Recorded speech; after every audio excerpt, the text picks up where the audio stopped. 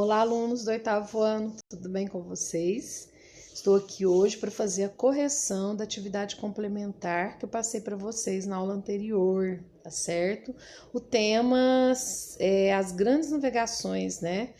As grandes navegações foram as expedições marítimas que foram realizadas pelos europeus entre os séculos 16, 15 e 16, certo? Os pioneiros nessa expansão marítima foram os portugueses e os espanhóis, depois vieram ingleses, franceses, holandeses, certo? Aqui a gente vai ver, vocês estão vendo esse mapa, né, que mostra que algumas das viagens feitas aí por Portugal e Espanha, certo? E a partir daqui, dessas grandes navegações, primeiramente só lembrando que só foi possível realizar esse feito, né, a partir da formação das monarquias modernas que nós vimos anteriormente. Com o Estado centralizado, o rei ele vai ter poder, além de recursos financeiros, para poder realizar fazer, né, a realização aí dessas viagens, porque eram viagens que demandavam muitos recursos, já que eram viagens longas, né? Então elas se tornam muito dispendiosas, certo? E também foram possíveis a partir aí do aprimoramento de técnicas, né?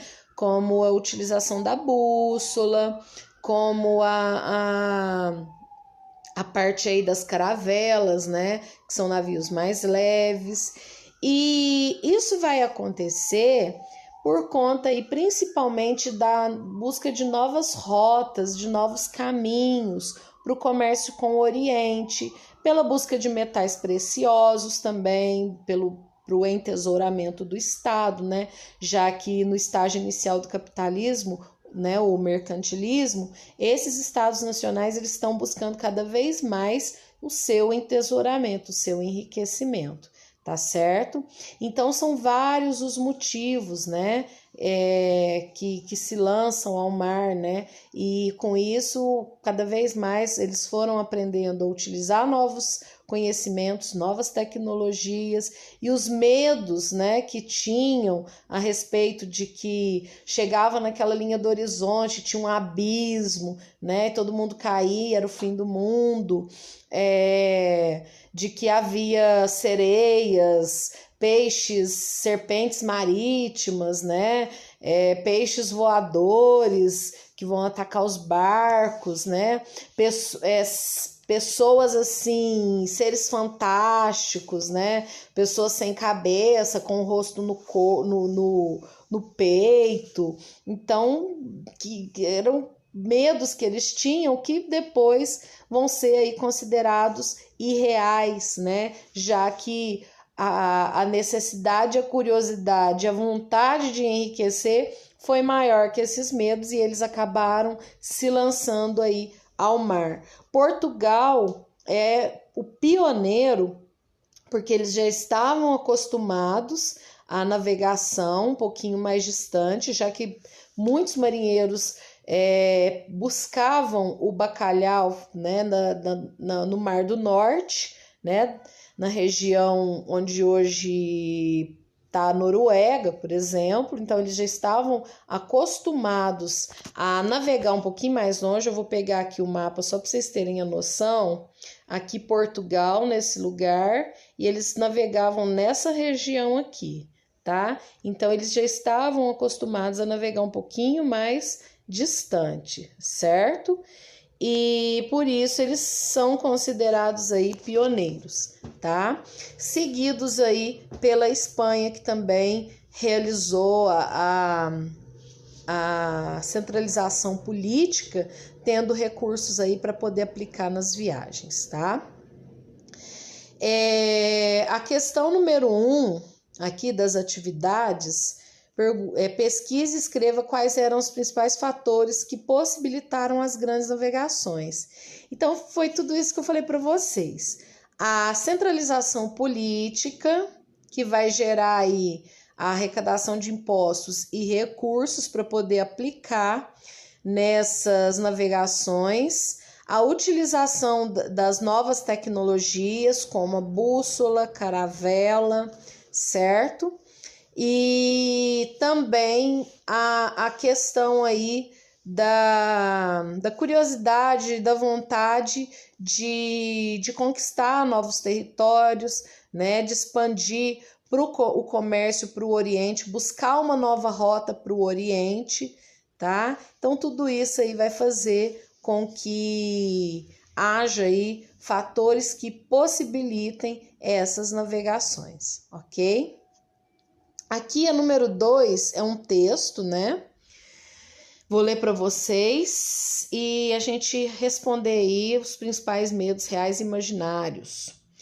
Os europeus tinham muitos medos, fruto do pouco conhecimento. Leia o texto. Navegar naquela época era uma tarefa muito arriscada, principalmente quando se tratava de mares que nunca haviam sido navegados. Devido à desinformação e ao medo do desconhecido, os europeus tomaram algumas providências. Quais são elas? Abaixo será exposto, através de tópicos, o resumo das grandes navegações que se refere ao seu planejamento. Os instrumentos. A tecnologia indispensável para a navegação foi obtida com a utilização da pólvora e da bússola, além do astrolábio e a balestilha. Esses dois últimos serviam para dar a localização dos astros como pontos de referência.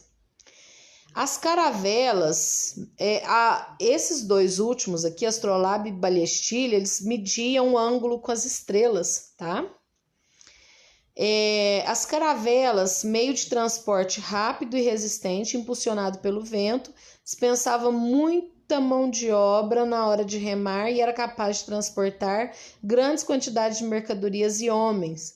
Numa navegação embarcavam marinheiros, médicos, padres, soldados e até escrivão, responsável por anotar tudo o que acontecia durante as viagens. A comunicação.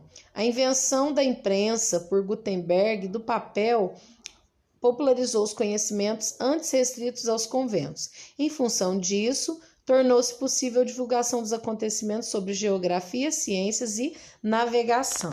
Então, aqui, gente, até já vocês podem utilizar esses 3 tópicos aqui para responder a questão número 1 também, tá certo? Porque na questão número 2, aí, quais eram os principais medos reais e imaginários? Bom, os medos reais eram de tempestades, né, de se perder, certo? As tempestades em alto mar, elas podem matar as pessoas, né? Os medos de se perder, de chegar num lugar desconhecido, de ser de serem mortos por pessoas que habitavam aquele território desconhecido, né? Então, tudo isso é medo real. Agora, medo imaginário é tudo aquilo que eu falei para vocês no começo da aula. Serpentes marítimas gigantes, seres mitológicos fantásticos, né? Sereias, por exemplo, também. Medo de que chegasse num certo determinado lugar que era considerado ali o fim do mundo, que seria aquela linha do horizonte, né, onde o céu e o mar se tocam, ali era um abismo e que todo mundo ia cair naquele abismo. Então, esses eram os medos imaginários. E a número 3, de acordo com o texto, o que ajudou a acabar com os medos? O que ajudou foram as novas técnicas, as tecnologias aplicadas aí e a vontade, né, a curiosidade, a vontade de enriquecimento era muito maior que esse medo, que esses medos que eles tinham, tá certo? Questão número 4, de acordo com o mapa, faça o seguinte: quais foram as principais viagens? Então, vocês têm que colocar aqui as principais viagens. Nós temos aqui a viagem de Bartolomeu Dias, a viagem de Vasco da Gama, a viagem de Cabral, a primeira viagem de Colombo e a viagem de circunnavegação de Fernão de Magalhães. Essas aqui foram as primeiras viagens, tá? além aqui dessas expedições portuguesas à África e às ilhas do Atlântico, certo? Ali Açores, Madeira, Ceuta, Cabo do Bojador, tá? Letra B, quem as comandavam e que ano ocorreram? Então aqui a viagem de Bartolomeu Dias, que é essa verde aqui, o nome já diz, né? Bartolomeu Dias, e ela foi em 1400, vocês podem colocar aí 1488, tá certo? Depois a de Vasco da Gama, 1498, tá? A de Cabral, 1500. A de Colombo, 1492 e Fernão de Magalhães, 1519. Essa do Fernão de Magalhães é a viagem de circunnavegação. Ela faz a viagem aqui, sai aqui da Europa, tá? Passa aqui, vem aqui, certo? Depois passa por aqui. Ele é morto nessas ilhas aqui, das Filipinas, e depois chega aqui. Circunnavegação porque vai ao redor do mundo, ok? E a última, das que estão no mapa, qual foi a que mais mudou nossa vida? Por quê? A viagem de Cabral, né, em 1500, porque foi a chegada dos portugueses aqui no território onde hoje é o Brasil, né? E a partir daí a formação do território brasileiro, né? Inicialmente colônia de Portugal, depois um país independente, tá certo? Toda a influência aí, a língua portuguesa, né? Muito da nossa cultura, o que a gente como a gente vivencia o mundo, né? A questão do capitalismo, tudo herança aí dos portugueses, ok? Hoje nós vamos ficando por aqui, certo? Vocês vão fazer essa correção. Com o tempo que sobrar, vocês vão acessar o Conexão Escola, o aplicativo do Conexão Escola ou o site Estude em Casa e realizar a avaliação diagnóstica, tá bom? Qualquer dúvida, eu estou à disposição de vocês, ok? Tenham um excelente feriado, certo? Continuem se cuidando. É um feriado aí para a gente pensar, para a gente ter esperança no nosso coração, né? De que tudo isso vai melhorar, tudo isso vai passar, mas também para a gente fazer a nossa parte, ficar em casa, quem puder ficar, quem não puder, tiver que sair, tomar os devidos cuidados, certo? Para que logo a gente esteja aí novamente na escola, né?